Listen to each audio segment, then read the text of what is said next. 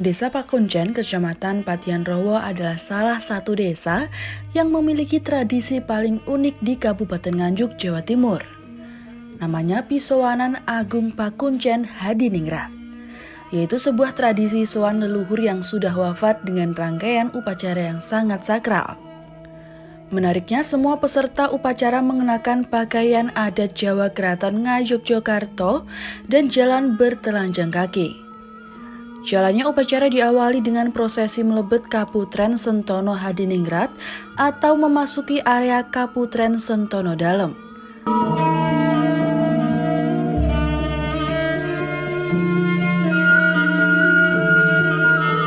Dilanjut dengan nyenggot atau pengambilan air dari sumur Kaputren untuk dituangkan ke dalam gentong Tirto Wening. Prosesi berikutnya adalah siwuran kendi, yaitu pengisian kendi Sabto Tirto Wening dan penyerahan sekar Sabto Arum atau bunga 7 rupa.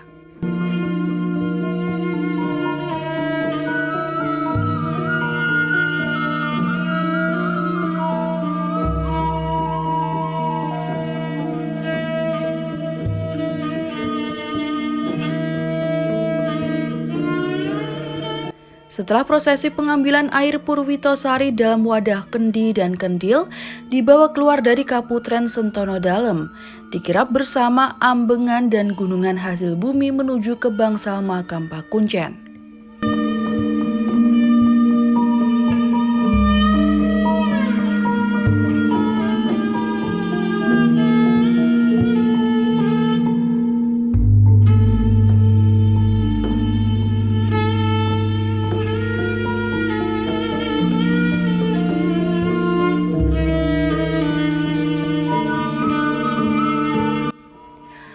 Prosesi berikutnya adalah Pisowanan Agung, yaitu prosesi nyekar ke makam Tumenggung Kopek, istri Bupati Posono pertama KRT Purwodiningrat.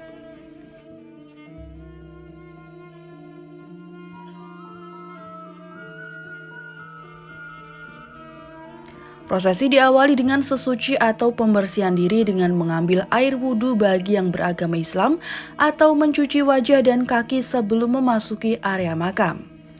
Selanjutnya melebet pendopo, yaitu prosesi memasuki pendopo lebet makam, diikuti Putri Kaputren pembawa sekar Tri Petak Jati, Putri Sekar Ronce, dan Putri pembawa sekar Sabto Arum, serta Putri pembawa kendi Sabto Wening.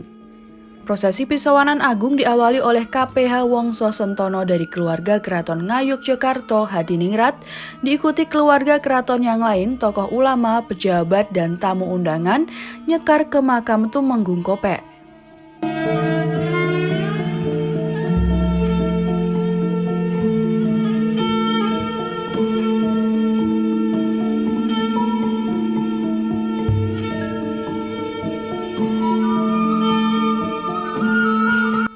KPH Wongso Sentono, salah satu keluarga dari Keraton Ngayogyakarta Hadiningrat, menyampaikan Tumenggung Kopek adalah permaisuri dari KRT Purwodiningrat, Bupati Posono atau Kertosono yang pertama.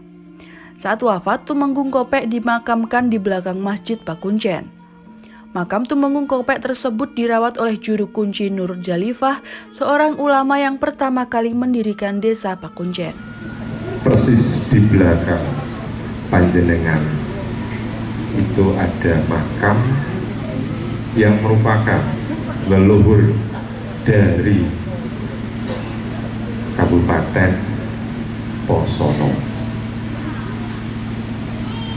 Dulu tempat ini bernama Kabupaten Posono dengan adipati pertamanya itu Kanjeng Raden Tumenggung Kopek atau Raden Purwodiningrat.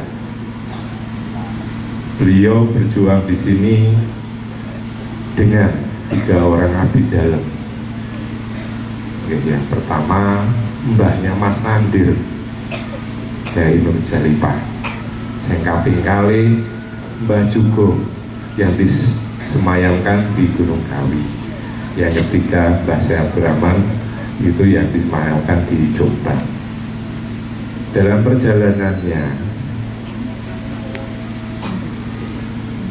setelah Mbah Putri Sedo dan diserahkan tengwingking masjid. Adipati kedua itu Sosro Diningrat. Setelah Sosro Diningrat menjadi Wirionegoro dan ibu kota pemerintahan dipindah dari Pakuncen ke Posono. Nama Posono sendiri diambil dari putra Amangkurat III yang dengan nama Pangeran Teposono. Beliau cikal bakal yang membuka Kabupaten Posono.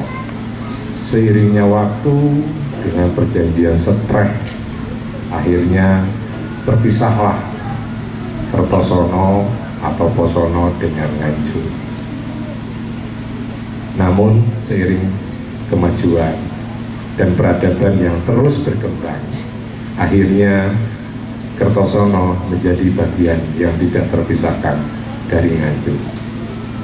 Namun yang perlu kita banggakan sebagai warga Kertosono ataupun warga Pakuncen adalah inilah cikal bakal Monconegoro dari Kerajaan Mataram yang pada waktu itu sebelum 1755 perjanjian Giati.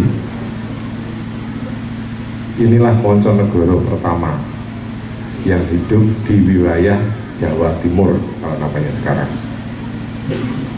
Kemudian setelah 1755 akhirnya tetap Posono menjadi bagian yang tidak terpisahkan dari Keraton Ngayogyakarta Hadiningrat. Dalam perkembangannya setelah yang Putri Sedo, Mbah Kakung dipendet teng Keraton Ngayogyakarta Hadiningrat. Lajengaken ditugaskan kembali menjadi Adipati kelima di Pacalan. Pacalan itu maksudnya Magetan. Jadi harusnya ketika acara seperti ini digelar, kalau saranakan Mbah Kakungnya yuk keluarganya diundang. Artinya dari keluarga Pacalan diundang ke sini karena dua insan yang tidak terpisahkan walaupun dikuburnya berbeda tempat. Jadi saya harap kedepannya warga Pakuncen lebih bangga dengan kampung halamannya. Sama-sama bisa membangun, sama-sama bisa bersinergis antara warga dengan pejabat pemerintahan. Sehingga kedepannya warga Pakuncen menjadi lebih makmur. Tidak hanya kemakmuran dimiliki oleh segelintir orang, tapi kemakmuran itu adalah milik semua orang.